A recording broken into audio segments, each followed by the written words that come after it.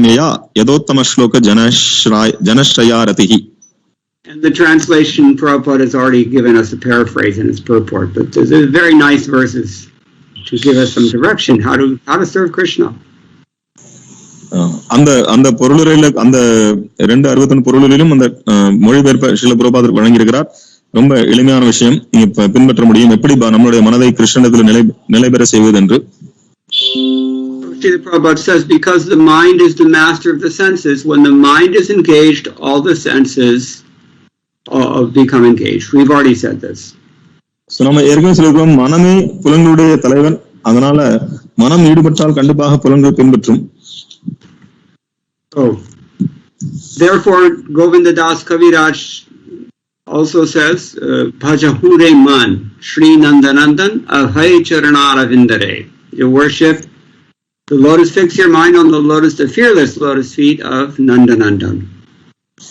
So Govindas பாடுகிறார், பஜஹுரே மன ஸ்ரீ நந்தநந்தன, ஹே மனமே அபயம் அளிக்கக்கூடிய பகவான் ஸ்ரீ நந்தநந்தனுடைய அவருடைய பாதத்தில் உங்களுடைய மனதை பதியுங்கள். Everyone who has linguistic and technological access to Srila Prabhupada's purport to that bhajan, you can study that in your own time. It's a very rewarding experience. அந்த பஜஹுரே மன ஸ்ரீநந்தநந்தன அந்த கோவிந்தாசுடைய அந்த பாடலுடைய பொருளுரையை நீங்க டைம் இருக்கும்போது நேரம் இருக்கும்போது நீங்கள் அது படியுங்கள். ரொம்ப அருமையான விஷயம்.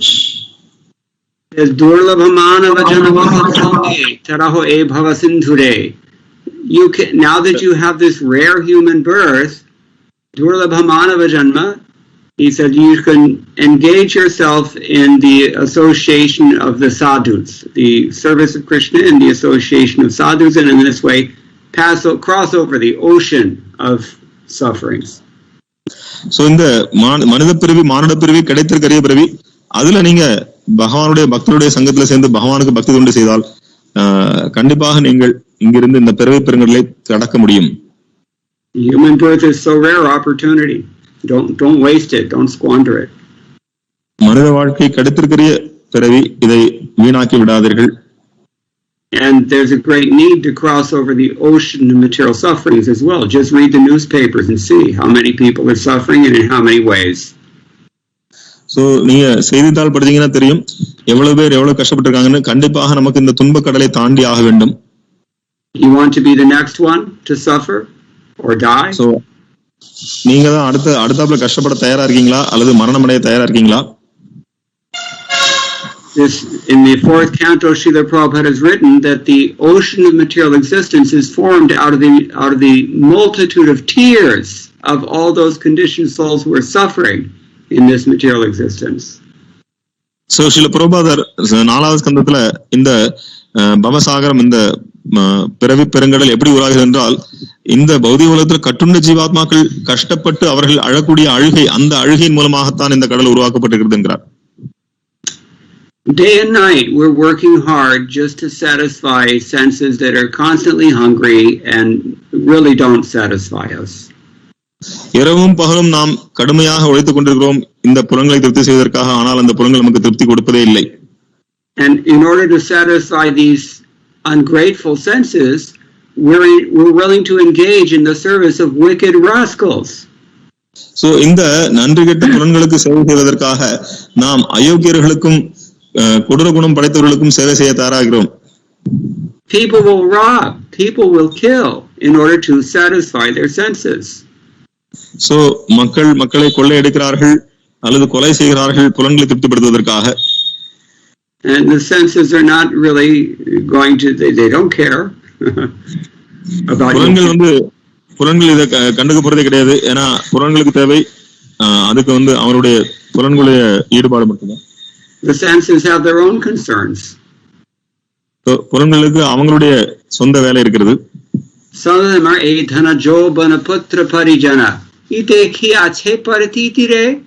Do you think that there's any love in this wealth and youth and offspring and family members? Do you think there's any real happiness in this? இந்த உலகத்தில் இருக்கக்கூடிய நம்மளுடைய வீடு, மனைவி, மக்கள், இளமை, இதுல ஏதாவது உங்களுக்கு ஆனந்தம் இருக்குன்னு நினைக்கிறீங்களா? Elsewhere, the poet Vidyapati tells us there is a little happiness. It's true. There is some happiness in this world, but it's like a drop of water in the desert. So, Vidyapati அவர் சொல்கிறார், இங்க கொஞ்சம் கொஞ்சம் சந்தோஷம் இருக்கு, சந்தோஷம் இல்லைன்னு சொல்ல முடியாது. ஆனா அது எப்படின்னா, ஒரு பாலைவனத்துல ஒரு துளி தண்ணி, ஒரு துளி நீர் கிடைத்த மாதிரி. Even if you can tolerate, you're constantly screaming mind and senses, and even if you're willing to serve demons in order to satisfy those senses, and even if you can ignore the fact that there's so much suffering and sinful reactions involved, then you still have to deal with the fact that Kamala Dala Jala Jivana Kalamala. This whole thing can be finished in a moment with no notice. So இது எல்லாத்தையும் நான் பொறுத்துக் கொள்கிறேன், சகித்துக் கொள்கிறேன், என்ன ஆனாலும் பரவாயில்ல, நான் வந்து எவ்வளவு கஷ்டப்பட்டாலும் பரவாயில்ல, நான் இதுலயே இங்கேயே இருந்துக்கிறேன் அப்படின்னு நீங்க நினைச்சு ஆனந்தம் அடையலாம் நினைச்சீங்கன்னா, ஒரு துளி ஆனந்தம் கிடைச்சாலும் பரவாயில்ல நினைச்சீங்கன்னா கூட நிரந்தரமா இங்க இருக்க முடியாது. தாமரை இலை மேல் தண்ணீர் போல் நம்முடைய வாழ்க்கை எப்போனாலும் முடிந்துவிடும். 16th century Bengal, he's saying the same thing that we already heard several centuries before from Shankaracharya, who said, Nalini dalagata jalamati taralad tadvajivitam atishaya chapalam, etc. So, 16வது நூற்றாண்டுல இதே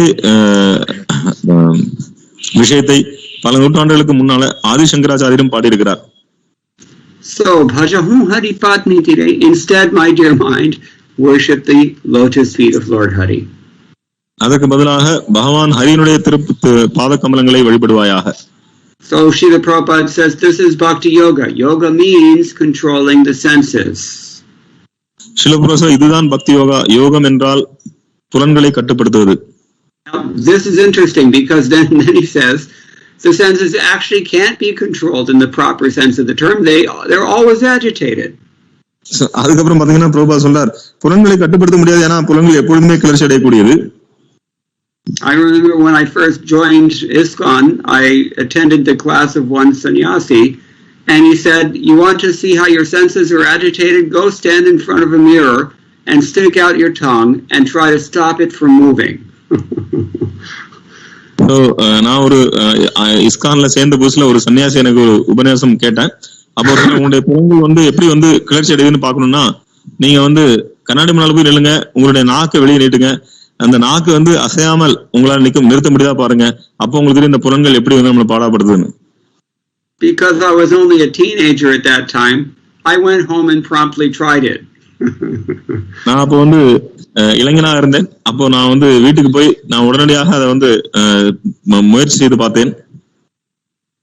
Maybe next time you're brushing your teeth, you can do likewise without telling anyone, of course. So வேற யார்ட்டையும் சொல்லாம நீங்க அடுத்த முறை நீங்க பல் தேய்க்கும் போது நீங்களும் கண்ணாடியில இந்த விஷயத்தை நீங்க ட்ரை பண்ணலாம். You'll see the thing will not stop moving, quivering. So நீங்க பார்க்க முடியும், கண்டிப்பாக வந்து நாக்கு வந்து அசையாம இருக்கவே இருக்காது. And Prabhupada said it's just like children also.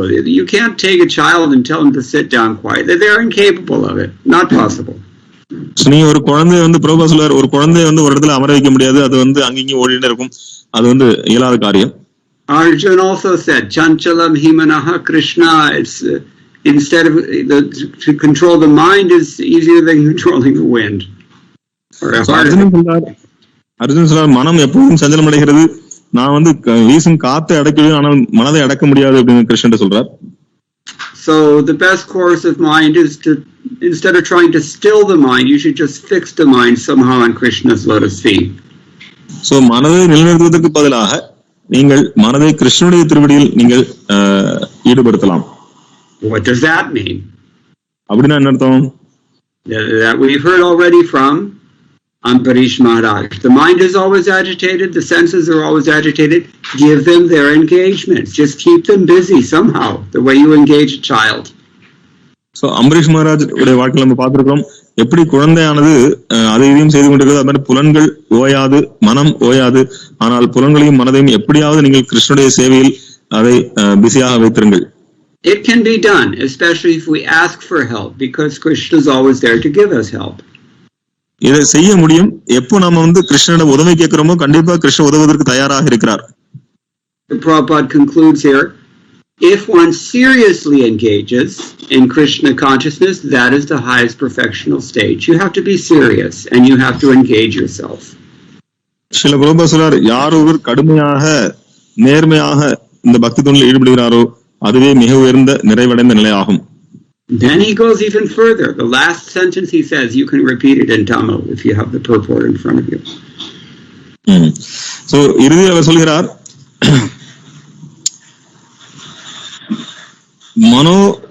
மனோமயி அர்ப்பிதம் ஸ்திரம். ஒருவர் கிருஷ்ணர் பற்றிய உணர்வில் கடுமையாக ஈடுபட்டால் அதுவே மிக உயர்ந்த நிறைவடைந்த நிலையாகும். எல்லா கிருஷ்ண உணர்வு செயல்களும் மனித வாழ்வின் மிக உயர்வடைந்த நிறைவான நிலையாகும். Brahmarpanam brahmahavir brahmagno brahmanahutam brahmaiva tena gantavyam brahmakarma samadhina. I sent you that video, the girls reciting this shloka. It means whatever we do in Krishna consciousness, it is on the same absolute platform.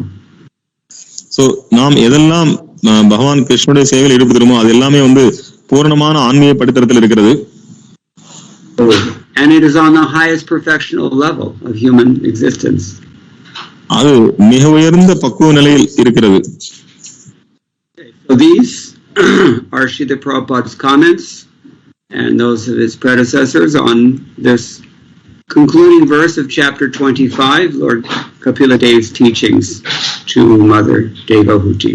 I think we can stop here, although Srila Prabhupada added some other observations about this in his lectures in 1974 Mumbai, but time is up. So I'll stop now, and if there's a question or two, we can address those. So, இத்துடன் Srila AC Bhaktivedanta சுவாமியினுடைய பொருளுரைகள் மற்றும் பூர்வ ஆச்சாரியனுடைய பொருளுரைகள் இதுடன் முடிவுபெறுகிறது. இந்த 3வது ஸ்கந்தம் 25வது அத்தியாயத்திற்கான பொருளுரைகள். So Srila பிரபுபாதர் பாம்பேயில் இருக்கக்கூடிய உபன்யாசத்துல இன்னும் வேற பல விஷயங்களை கூறியிருக்கிறார். ஆனால் கால அவகாசம் இல்லாத காரணத்தினால் நான் இதோடு நிறுத்திக் கொள்கிறேன். யாருக்காவது கேள்விகள் இருந்தா நீங்க கேட்கலாம். I was not able to raise my hand for some reason. Yeah, Shivakumar Prabhu has raised his hand.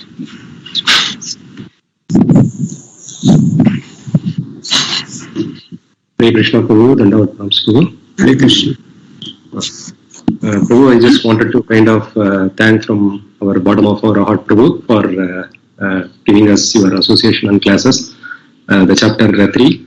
Certainly, it has helped us bring closer to Krishna, Prabhu, from where we were 8 months ago.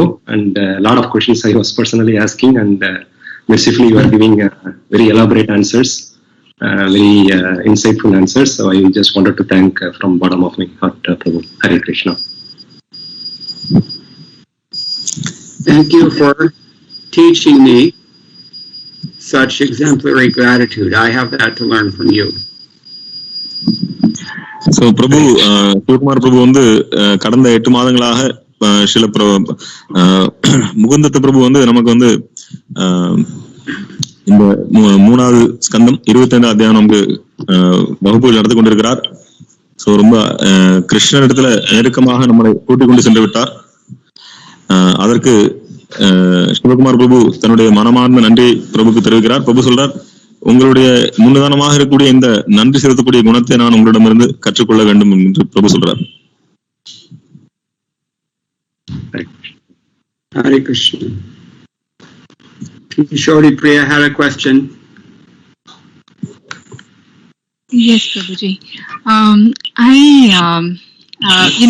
Srila Prabhupada is giving the example of Ambarish Maharaj. We tend to gravitate towards these examples because he lived an opulent life and yet he was able to fix his mind on Krishna and all his activities were engaged in Krishna service. But to me it also seems like a trap because we, on the other hand, we are entangled in the material world. So what is the message that we take from such examples, and what is it that we have to follow? Because at the same time, we're not able to renounce artificially. I'm not sure I understand your questions before we translate it. So what I was asking is, when we hear the examples of exalted personalities such as Ambarish Maharaj, there's a tendency to gravitate towards these examples because they are the examples of Yukta Vairagya. Gravitate or emulate? I would use the word gravitate because we are not in a position to emulate. Yes. So that's why I use the word gravitate, because then we justify our position and say, okay, I need this opulence because, or rather, we justify why we need to live an opulent life. So at a platform, coming from like from a person who's a neophyte devotee, how do we understand the examples of Ambarish Maharaj without, how do we not misunderstand the examples of Ambarish Maharaj? Because it's hard. That is a very exalted state. And we use the word Yukta Vairagya very loosely, but it's actually a trap. It's more yukta than vairagya. It is, and I see it as a trap because it's very easy that we get entangled in that. Okay, so now we have to translate that in very simple terms. So Mataji நான் சொல்றேன், நீங்க சரியா பாருங்க. So Mataji சொல்றாங்க, நீங்க வந்து பொருளரில் வந்து ஸ்ரீல பிரபுபாதர் அம்பரீஷ் மகாராஜருடைய உதாரணத்தை காமிக்கிறீங்க. அந்த அம்பரீஷ் மகாராஜ் உதாரணத்தை கேட்கும்போது நமக்கு இயற்கையாகவே நாம் அந்த உதாரணத்து மேல் நமக்கு ஈர்ப்பு ஏற்படுகிறது. நாமளும் வசதி வாய்ப்போடு வாழ வேண்டும் அப்படின்னு நம்ம வந்து நினைத்துக் கொள்கிறோம். அல்லது நாம யுக்த வைராகியம் அப்படிங்கிற பேர்ல நாம எல்லாமே பகவானுடைய சேவையில் ஈடுபடுத்துகிறோம் அப்படிங்கிற அந்த ஒரு எண்ணத்துல நாம வந்து பௌதிகமான செல்வங்களை அல்லது பௌதிகமான வசதி வாய்ப்புகளில் இருந்து கொண்டு இருக்கிறோம். இதை எப்படி இது வந்து நம்ம வந்து சரியாக எப்படி நம்ம வந்து பக்தி தொண்டில் ஈடுபடுவது? One thing to consider is that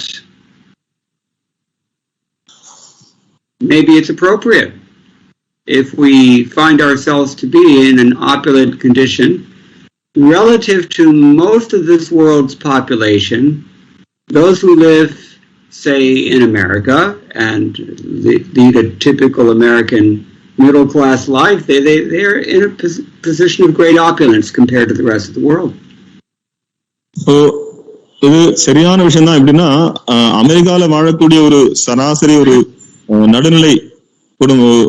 நடுநிலை வசிக்கூடியவன் இந்த உலகத்துடைய மற்ற எல்லாரையும் விட அவர் வந்து செல்வந்தராக தான் இருக்கிறார். And why pick on America? India also has always had more wealth than practically the rest of the world. எதுக்கு அமெரிக்கா பத்தி பேசணும்? இந்தியால கூட பாத்தீங்கன்னா மற்ற எல்லா நாடுகளை விட செல்வ செழிப்பான நாடு தான் இந்தியாவும். You just go to Trivandrum, Tiruvananthapuram, and inquire about what's underneath the Padmanabha Swami temple. இங்க திருவனந்தபுரம் போனீங்கன்னா அந்த பத்மநாப சுவாமி கோயிலுக்கு அடியில என்ன இருக்குன்னு கேட்டு பாருங்க. So we may be in a position of relative opulence comparable to that of kings of previous eras.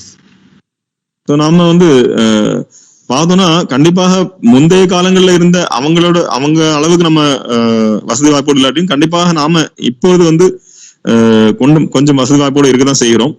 All these massive temples and great endowments that they received from pious kings and zamindars in the past, are we following their example now? We have comparable opulence, but do we have comparable devotion and faith? So முந்தைய காலத்துல பாத்தீங்கன்னா அந்த ஜமீன்தார்கள் அரசர்கள்லாம் வந்து கோயிலுக்கு அவ்வளவு செய்திருக்கிறார்கள். அவங்க வசதி வாய்ப்பு இருந்தா அந்த வசதி வாய்ப்புல எல்லாவற்றையும் பகவானுக்காக செலவழித்திருக்கிறார்கள். ஆனா நாம வந்து எவ்வளவு வசதி இருந்தாலும் நம்ம அதை வந்து பகவானுக்காக செலவழிக்கிறோமா? Moreover, it's not just a question of dedicating our resources, but it's a question of dedicating our minds and our bodies and our words as well. And that's the point of those 9th canto verses about Ambarish Maharaj's engagement. He personally engaged in menial service to the Lord. So ஒரு விஷயம் நம்மளுடைய வசதி வாய்ப்புகள் நம்மள்ட்ட இருக்கக்கூடிய சொத்துக்களை பகவானுடைய சேவையில் ஈடுபடுத்துவது ஒன்று. இன்னொரு விஷயம் பாத்தீங்கன்னா அம்பரீஷ் மகாராஜா வந்து தன்னுடைய புலன்கள் மனது எல்லாவற்றையும் பகவானுடைய சேவையில ஈடுபடுத்தினார். மிகவும் பணிவான முறையில் அவர் செய்து காமித்தார் எப்படி பக்தி தொண்டு செய்ய வேண்டும் என்று. So maybe it's appropriate to take his example and try to follow it, because for who is his example meant if not ourselves? So கண்டிப்பாக அவருடைய உதாரணத்தை நம்ம பின்பற்ற வேண்டும், ஏனென்றால் அவருடைய உதாரணம் நம்ம பின்பற்றுவதற்காகத்தான். And This is assuming that we have some opulence. So இது எப்படின்னா நமக்கு கொஞ்சம் வசதி வாய்ப்புகள் இருக்குன்னு நம்ம அப்படிங்கிற எண்ணம் அப்படிங்கிற அந்த விஷயத்துல நம்ம இருந்தால், if we don't have opulence comparable to that of a great king in some former age, consider yourself really blessed. So நமக்கு வசதி வாய்ப்புகள் இல்லை அப்படின்னா கண்டிப்பாக நீங்க வந்து பகவானுடைய ஆசீர்வாதமா எடுத்துக்கொள்ளுங்கள். Anybody who has assets in the modern world knows that you have to worry about asset protection. சொத்து இருக்கோ அவங்க எல்லாம் வந்து இந்த சொத்தை எப்படி பாதுகாக்கிறதுன்னு கண்டிப்பாக கவலைப்பட வேண்டியிருக்கும்.